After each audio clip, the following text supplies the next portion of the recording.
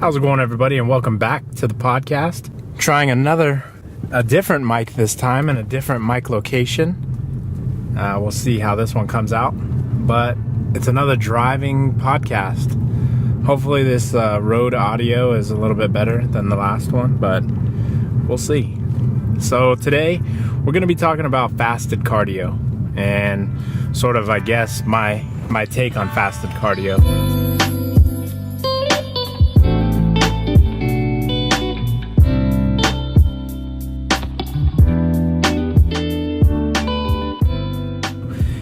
When you're looking on the internet, I mean, you can find anything under the sun for pro-fasted, anti-fasted, all these different opinions everywhere you look.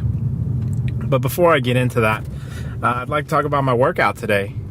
Today was a shoulder day, and on shoulder days, I tend to go, I'm starting to get into a little bit heavier weight on the bar.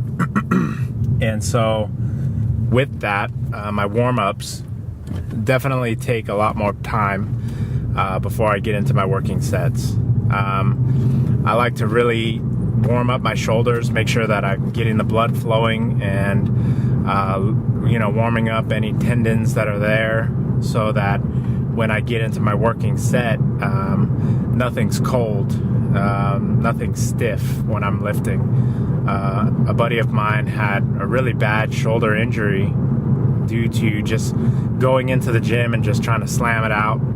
I don't know if it was related to his benching, but he did have a pinched nerve in his rotator cuff on the right shoulder, and it was just a painful experience for him. He was definitely out of the weightlifting game for a little bit. Not out of the gym, though. He was doing cardio and doing a lot of leg work and hitting those calves, but a lot of the pressing movements suffered because of that. I think he was able to curl, but it was limited types of curling. He had to do preacher-style curls because there's a lot of stress that the shoulders we don't really think about go under when performing lifts and pressing movements. So it's one of the important things I like to focus on, is definitely making sure that my shoulders are warm, starting with 5-pound dumbbells or even 10-pound dumbbells, just going through side lateral raises, front raises, even shrugging 10-pound dumbbells, just to get everything loose and everything warm. And from there, I then get into my workout. And at the conclusion or the finish of my workout, I like to do a little bit of cardio. And so to touch on my thoughts on fasted cardio, as a big guy looking to get a little bit leaner, lose a little bit of body fat, maintain some muscle, I do moderate to mild cardio. And my take on fasted cardio is that it doesn't really matter to me at this time. I don't really look at fasted cardio as anything any more important than just doing cardio in general. And for a lot of people out there who might be a little bit bigger, it's one less thing to really have to think about or have to stress about is when should I get into the gym to do my cardio. I think that for anybody who's looking to lose weight, just go. That cardio is cardio.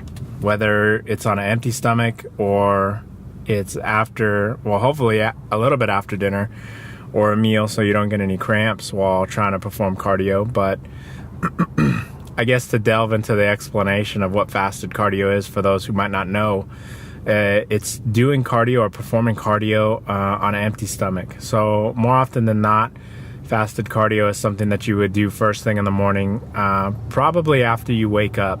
Like shortly after you wake up, you get out there to the gym, or you start warming up because you're going to go for a run, or if you have a garage gym like myself, you'll then engage in some form of cardio like elliptical, treadmill, running on the street, even doing a hike. And now fasted cardio, it's my understanding that it's a cardio that's done at a moderate rate. So you're not going balls out. You're not doing any type of high intensity interval training or HIIT training while fasted. It's steady state cardio. For me, I like to keep my heart rate around 130 BPM or beats per minute. And it's for me again, I increment it in 30 minutes to 45 minutes to an hour of cardio. I tend not to go over an hour because then it's like really just my attention span. I get bored and I want to do something else. So I stay around that sort of time frame. And for me, I implement, or the equipment of choice that I use for cardio is the stairs or the stair climber. I find that I'm able to gauge my cardiovascular gains on the stair climber very easily. When I first started back in the gym on the stair climber, I was at level 1, and again, I like to keep my heart rate around 130 beats per minute. When I first got back into it, my heart rate was all over the place, and I'm tracking my heart rate with a Fitbit tracker that I wear around my wrist, and even that and any heart rate monitor that number is really to be taken with a grain of salt. It's not super accurate.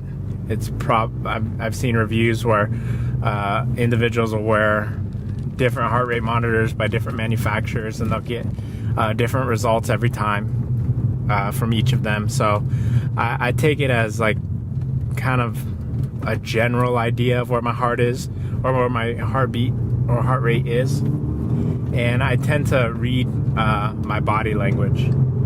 If I'm feeling jittery or shaky, or like I'm sweating profusely and my heart's gonna pound out of my chest, I feel like my heart rate might be a little bit high. I need to tone it down a little bit. And if I feel like I can hold a conversation and I am not even sweating at all, then maybe I need to step it up a little bit more, because I'm really just taking the workout too casually.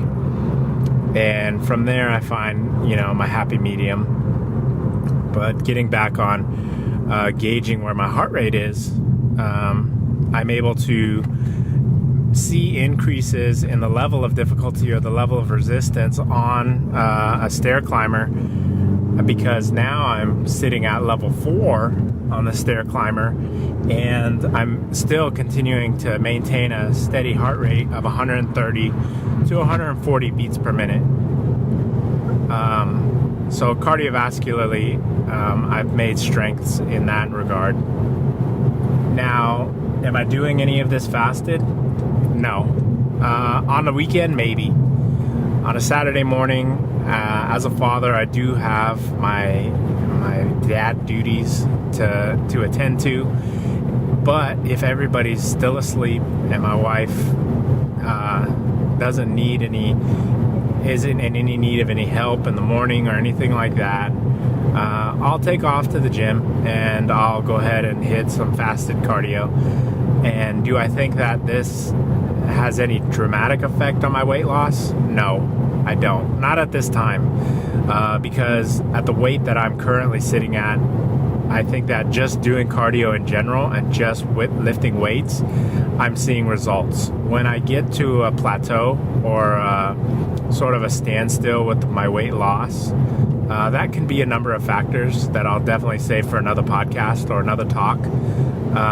It could be that I'm gaining muscle. It could be just a lot of different things. But when I ultimately reach that sort of grind time zone where I'm making gains in lifting, I'm doing my cardio like I was doing before, what is not working now because the diet is dialed in, then maybe I'll implement something like fasted cardio and see what that does. But again, you kind of don't want to throw too many things into the pot and hope you end up with chicken noodle soup.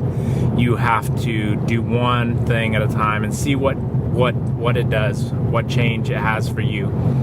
Because whereas fasted cardio might be the bread and butter for some of you out there, it might not be for everybody. I may find myself hitting a plateau and doing fasted cardio and it do nothing for my weight loss. And other people, they might do fasted cardio and see dramatic results in the gym and with their weight loss. So it's definitely one of those things that in a previous podcast I had mentioned reaching your athletic potential. And when you get there, then implement smaller changes. Implementing something like fasted cardio is a great tool. And if it works for me, then it's definitely something I would continue to use. However, if it doesn't, it would be such a shame or such a waste to have to wake up so early, not eat breakfast, go to the gym, do an hour or even 30 minutes of cardio on an empty stomach, and find out later that, well, it never really would have did anything for me anyways, or it was never doing much for me anyways. So the time invested in your gym and approaching it in a very smart way is something that should be thought about as well, I feel. But what do you guys think? Do any of you out there implement fasted cardio? Do you care to do cardio at all? Some people, they'll continue on their weight loss journey and not need cardio at all. There are some that can just lift weights and they have a diet that's dialed in and they're able to see the results that they're trying to attain without the need for cardio. For me, I know that I am a big guy and I tend to hold on to carbs. I mean, I make the joke that driving by a McDonald's puts on a couple pounds for me, whereas others, they might be able to do a McDonald's cheat meal and actually lose weight the next day. So what do you guys think, and what are you guys implementing for your cardio if you're doing cardio? And again, as always, you guys can reach me on my Instagram at Ramon Campamore or at Ramon_Campamore. That's CAMPOAMOR. And feel free to shoot me a DM if you guys have any topics that you would like me to talk about, or even if you want to discuss any of these topics, you can shoot a question over and I'll definitely put that question in the next podcast. So again, thank you guys for taking the time out of your day to listen to this podcast. If you're doing cardio right now while you're listening to this podcast, or you're lifting weights, just keep it up and keep at it. We're all on this journey together, and though our destinations may be different, living a healthier and a fitter lifestyle is definitely a goal that I feel that we're all aiming for. So thank you, and I'll talk to you guys in the next one.